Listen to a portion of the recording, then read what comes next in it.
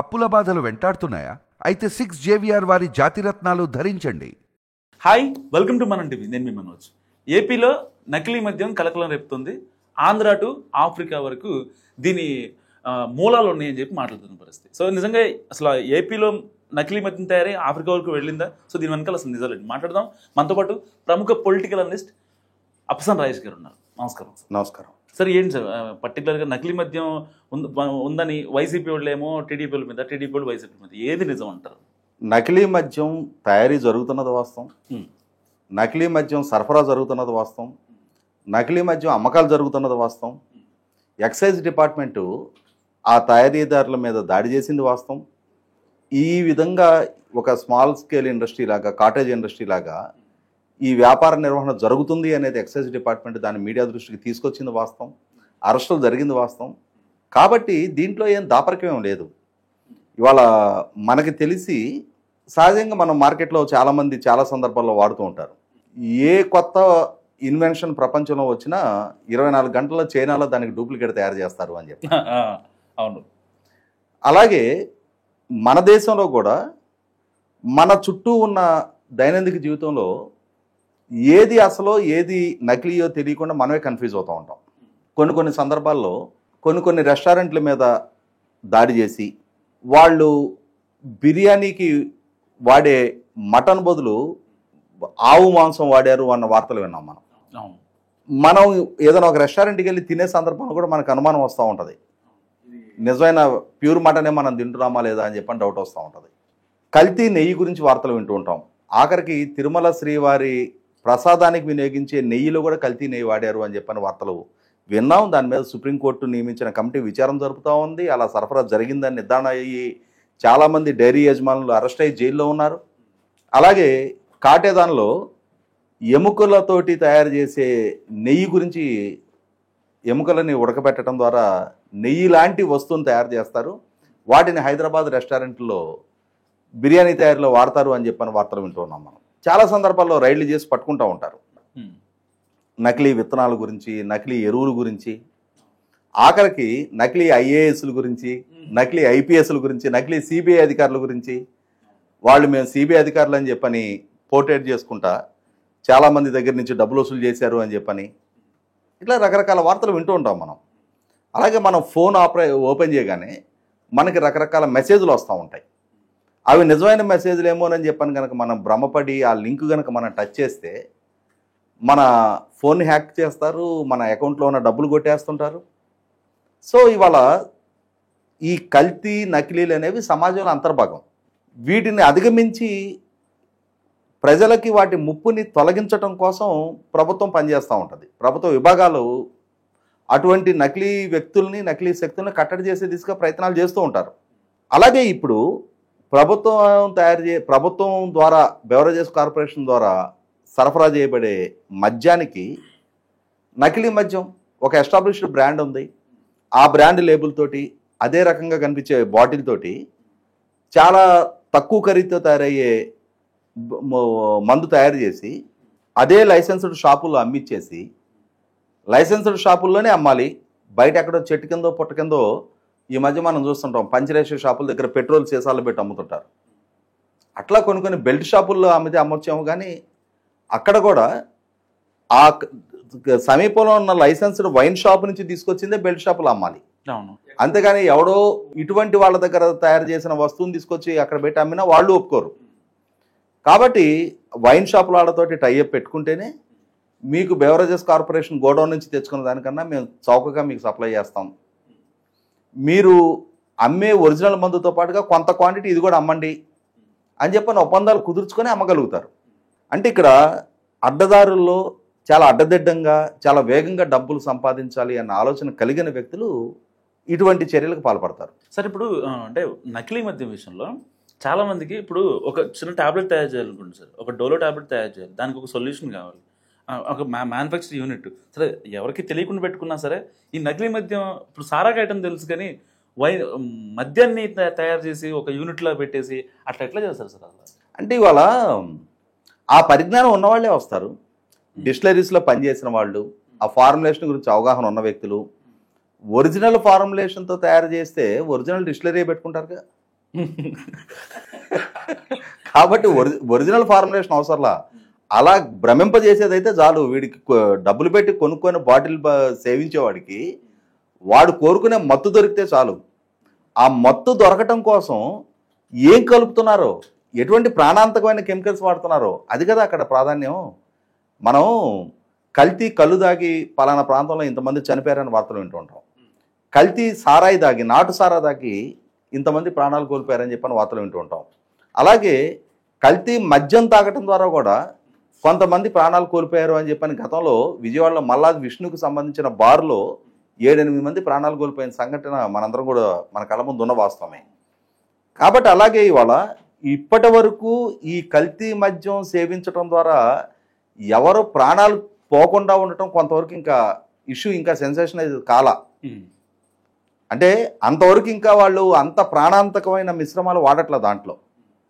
ఇటువంటి పరిస్థితుల్లో ఈ అక్రమ మార్గాల్లో డబ్బులు సంపాదించాలి అని చెప్పని అక్రమాలకు పాల్పడేవాళ్ళు, వాళ్ళు ఏదో సో అండ్ సో రాజకీయ పార్టీకి సంబంధించిన వ్యక్తులు అని చెప్పని వాళ్ళకి అఫిలియేషన్ ఇవ్వాల్సిన నెస్టీ కూడా లేదు. వాళ్ళు ఒక రకమైన మాఫియా వ్యక్తులు.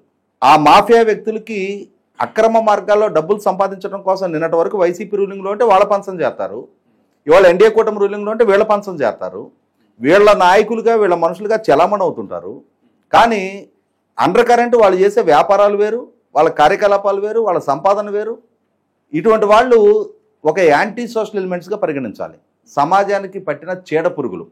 వాళ్ళ డబ్బు సంపాదన కోసం ప్రజారోగ్యంతో ఆటలాడుకుంటా ప్రజల జీవితాలని పణంగా పెట్టి ఏదో ఒక ఫార్ములేషన్ తోటి ఏదో ఒక రకంగా కాటేజ్ ఇండస్ట్రీస్ లాగా విలేజ్ లెవెల్లో ఇక్కడ ఒక బ్లేమ్ గేమ్ నడుస్తూ ఉంది. అంటే వాళ్ళ వ్యక్తిగత స్వార్థం కోసం వాళ్ళు చేసే వ్యాపార కార్యకలాపాలని నువ్వు ప్రోత్సహిస్తున్నావు అని చెప్పని అధికార ప్రతిపక్ష పార్టీల మధ్య ఒక బ్లేమ్ గేమ్ నడుస్తూ ఉంది.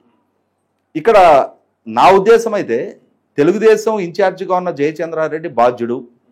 జయచంద్రారెడ్డి అండదండలతోటి ఎక్కడో ఇబ్రహీంపట్నానికి సంబంధించిన ఈ అద్దేపల్లి జనార్దన్ రావు, తెనాలకు సంబంధించిన కొడాలి శ్రీనివాసు, వీళ్ళు మొలకల చెరువు వెళ్ళి అక్కడ ఒక ప్రెమిసెస్ లీజుకి తీసుకొని అక్కడ ఒక ఇండస్ట్రీ సెటప్ చేసి, కాటేజ్ ఇండస్ట్రీ.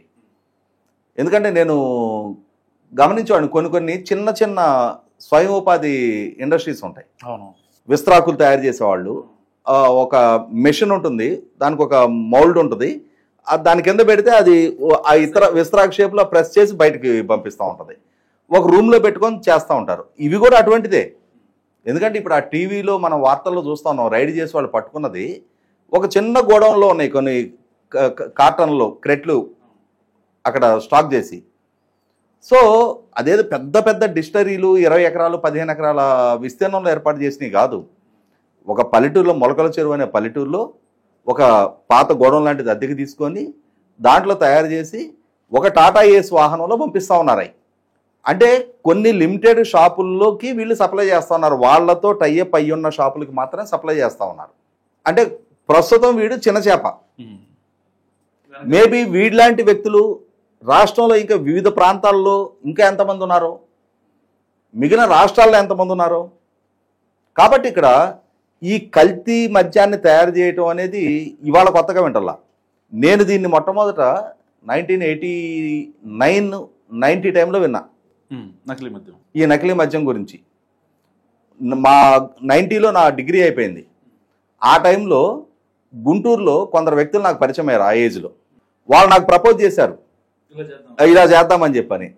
బేసికల్గా నాకు అంటే నా ఏజ్ చిన్నదైనా అప్పటికి మా కాలేజీలో మా ఫ్రెండ్స్ చాలామంది అప్పుడప్పుడే కొత్తగా బిగిన్ చేస్తున్న టైం అనమాట. ఒక బీర్ తీసుకొచ్చి 6 తాగటం, ఇవన్నీ కొత్తగా ప్రయోగాలు మొదలు పెడుతున్న టైం అది. అయితే బేసికల్గా నేను దానికి దూరం. అప్పటికి ఇప్పటికీ నేను తాగను, తాగించను, ఆ వ్యాపారంలోకి అడుగు పెట్టను. నాకెందుకు నేను మొట్టమొదటి నుంచి పెట్టుకున్న ప్రిన్సిపల్ అది. దాంతో నా దగ్గర ఆ ప్రతిపాదన తీసుకొచ్చిన వ్యక్తులు నేను ఎంటర్టైన్ చేయలే. చేసుంటే బహుశా ఈ అద్దేపల్లి జనార్దన్ టైంలో మనం కూడా ఇవాళ మనకు కూడా ఒక షీట్ ఉండేదేమో. అందువల్ల ఈ కల్తీ వ్యాపారాలు మొదటి నుంచి ఉన్నాయి. వాటిని ఎక్స్ప్లాయిట్ చేసుకోవాలనుకునే వాళ్ళు ఏ ప్రభుత్వాలు ఉన్నా వాళ్ళ ప్రయత్నాలు వాళ్ళు చేస్తూనే ఉంటారు.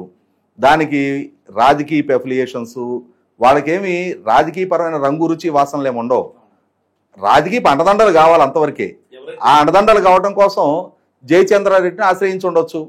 ఇక్కడ ఒక అంశం గుర్తు చేసుకోవాలి మనం. టీడీపీ ఇన్ఛార్జి జయచంద్రారెడ్డి ఇది తయారు చేస్తున్నాడు. మొలకల చెరువు అనే ఒక పల్లెటూరులో ఎవడో తెనాలికి సంబంధించిన ఒకడు ఒక ఇబ్రహీంపట్నానికి సంబంధించిన వ్యక్తులు అక్కడికి వచ్చి వాళ్ళు అక్కడ ఒక చిన్న గోడౌన్ లాంటిది అద్దెకి తీసుకొని ఒరిస్సాకి సంబంధించిన తమిళనాడుకి సంబంధించిన కొంతమంది కూలీలతో అక్కడ ఒక యాక్టివిటీ చేస్తున్నారు అన్నప్పుడు లోపల ఏం యాక్టివిటీ చేస్తున్నారు అనేది బయట జనాలకు తెలియకపోవచ్చు. కానీ ఏదో ఆ ఊర్లో ఒక యాక్టివిటీ జరుగుతుంది అనేది అయితే పల్లెటూరులో ఎంతసేపు ఆ ఊరికి ఎవడన్నా పలానా వాళ్ళింటికి ఒక చుట్టం వచ్చాడంటేనే సాయంత్రానికి ఊరంతా తెలిసిపోద్ది. అట్లాంటిది నెలల తరబడి అక్కడ ఒక యాక్టివిటీ జరుగుతూ ఉంది. దాంట్లో నుంచి టాటా ఏస్ వాహనంలో ఈ క్రెట్లలో బాటిల్స్ సప్లై అవుతూ ఉన్నాయి. దానికి రా మెటీరియల్ సప్లై అవుతూ ఉంటుంది. సో ఇక్కడ ఏదో సంథింగ్ ఈజ్ గోయింగ్ ఆన్ అనేది ఆ ఊరాలకు తెలుస్తుంది కదా. తెలిసినప్పుడు అక్కడ డెఫినెట్గా వాళ్ళు కూపీలాగుతారు. దీని వెనక జయచంద్రారెడ్డి ఉన్నాడు అనే సమాచారం వాళ్ళకి తెలుస్తుంది. అక్కడ స్థానిక శాసనసభ్యుడు వైసీపీకి సంబంధించిన ద్వారకానాథ్ రెడ్డి కదా, అక్కడ స్థానిక ఎంపీ మిథున్ రెడ్డి కదా. డెఫినెట్గా వాళ్ళు అయ్యా మన రాజకీయ ప్రత్యర్థి జయచంద్రారెడ్డి అండదండలతో ఇక్కడ ఏదో ఒక యాక్టివిటీ నడుస్తుంది మా ఊర్లో, అదేదో మమ్మల్ని అయితే ఊళ్ళో వాళ్ళని దగ్గరికి రానిట్లేదు కానీ ఏదో చేస్తున్నారు వాళ్ళు. ఈ టాటా ఏస్ వాహనంలో పదే పదే క్రెట్లు వెళ్తా ఉన్నాయి, మొత్తానికి అదేదో కొద్దిగా ఆరాధండి అని చెప్పని అక్కడ ఎమ్మెల్యేకి చెప్పకుండా ఉండుంటారా? మరి ఆ ఎమ్మెల్యే ఎందుకని ఆ విషయంలో ఉదాసీనత ప్రదర్శించాడు? ఎక్సైజ్ డిపార్ట్మెంట్ కదా పట్టుకుంది, ఎమ్మెల్యే కాదు కదా పట్టించింది. నీ రాజకీయ ప్రత్యర్థి ద్వారా ఈ ఒక కార్యకలాపం నడుస్తుంది అన్నప్పుడు కనుక ఎమ్మెల్యే స్పందించుంటే ఇవాళ జగన్మోహన్ రెడ్డికో ఇంకొకరికో దాని గురించి మాట్లాడే అర్హత ఉంటుంది. ఇవాళ పెద్దిరెడ్డి మిథున్ రెడ్డి సిబిఐ విచారణ జరపండి అని చెప్పని అమిత్ షా గారికి లేఖ రాశాడన్నా కూడా అతను చిత్తశుద్ధి మనకి బయటపడి ఉండేది.